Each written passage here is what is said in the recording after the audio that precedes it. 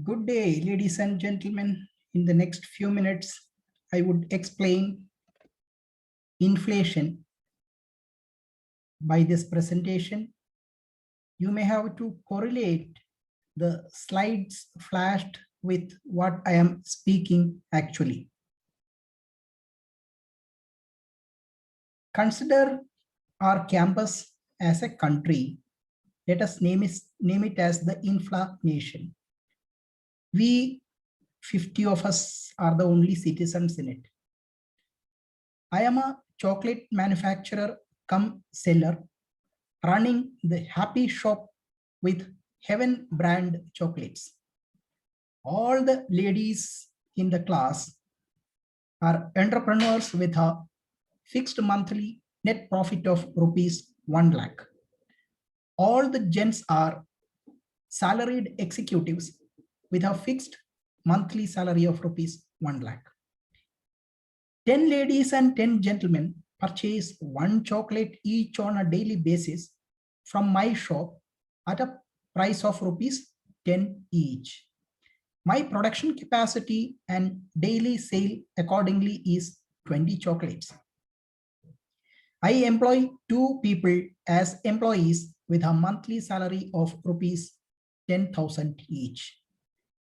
On 25th May 2021, all the ladies got an additional 1 lakh as profit from their business for the month. That's a total of rupees 2 lakh for them. Now they were all excited. As usual, 10 ladies came to have chocolates in my shop, my regular customers.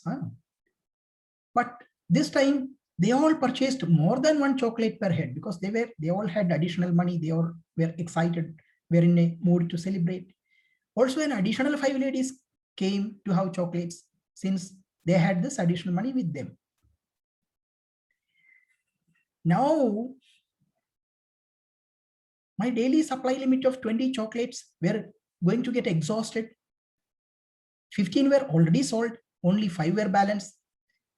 At that time, 10 of my regular gentlemen customers walked in with 5 additional ladies. By the way, the gen salary for the month was the same, rupees 1 lakh. There was no change. Now, I was left with a stock of balanced 5 chocolates and a demand of minimum 15 chocolates. So I said, guys, sorry, no chocolates.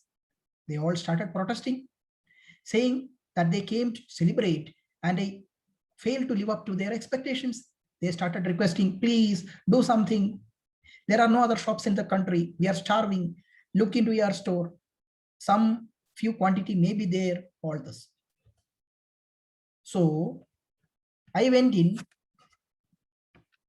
sent my staff to explore alternate options of getting either raw material, that is my raw material is sugar and cocoa powder, or finished goods, or both. And I came out to the group with a declaration, you are lucky, I found a few pieces. However, they are the premiums category, will cost rupees 12 per piece. Actually, they were my balance 5 normal pieces only at an increased price. The salaried gentlemen mildly protested, but were overruled by the comparatively wealthy and excited ladies. So my increased sales of chocolates continued till 31st May 21, at which point the cost was rupees 20 per piece, a steady increase of rupees 2 per day. The demands also kept increasing per day as the ladies were getting loans of at cheaper rates of interest from banks, as also more profits. By 28 May, I had purchased additional vessels and utensils to make more chocolates. I also had hired 2 more employees. My raw material demand was also increased. When I started demanding double the normal quantity of my raw material requirement, the raw material supplier also increased her prices. My staff demanded dearness allowance because they also had to purchase chocolates at increased prices. The happy and wealthier ladies used to give tips to my stewards, as also give alms to a few beggars roaming around in the premises. So you see, more money was getting circulated in the market. Business activity was increasing. Employment was getting generated. Inflation was catching up onto other areas.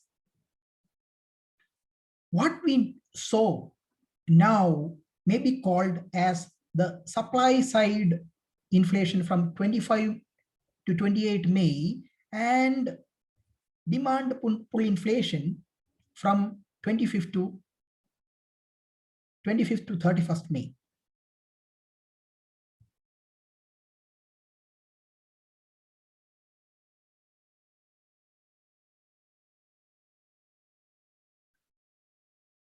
Had my clients reduced their demands, I would have immediately lowered my prices and inflation would have come down. However, it didn't happen. On 31st May, my raw material supplier intimated that the cocoa powder and sugar costs have gone up due to increased cost of labor, processing, and transportation. There was a steady rise of cost at a rate of rupees 3 per kg on those items from 31st May to 3rd June. Since I was not willing to bear these additional costs, I also kept rising my prices of chocolates at rupees 1 per day from 31st May to 3rd June. This is called as cost push inflation. At this stage also, if my customers had reduced their demand, I would have reduced my prices, but only after the raw material costs came down. That's longer time than for demand pull inflation. Let's say if I had increased the prices at a steady and slow rate of 10 paise per day from 25th May to 3rd June, my customers would hardly have noticed or minded. It's then called a creeping inflation. Creeping or mild inflation is when prices rise 3% a year or less. Generally, inflation is termed hyperinflation when the rate of inflation grows at more than 50% a month. On 5th June, the price of one of my chocolate was rupees 25 against its base price of rupees 10 as on 25th May. So there was an increase of 150% in its price.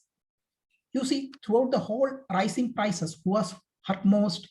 The gentlemen, because they were getting only fixed salaries. So they all complained to the central bank governor.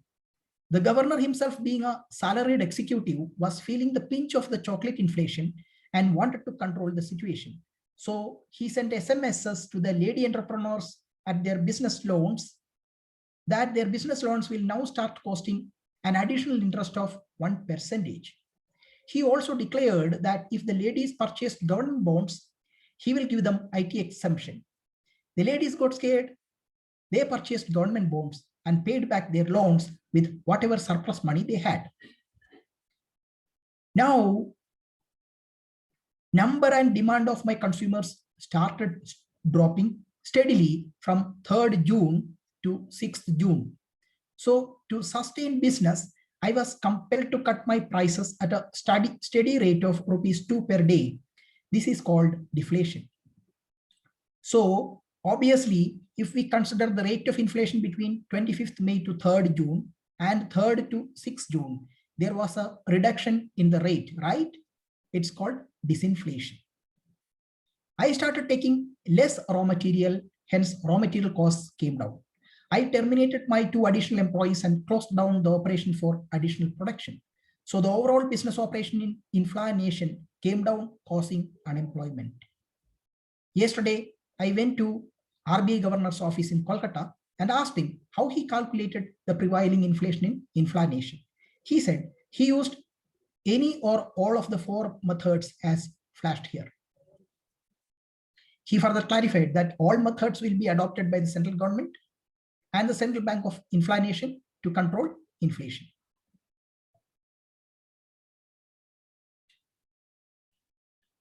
I thanked him and is now back with all of you. If you have any questions, I would try to take on. Thank you.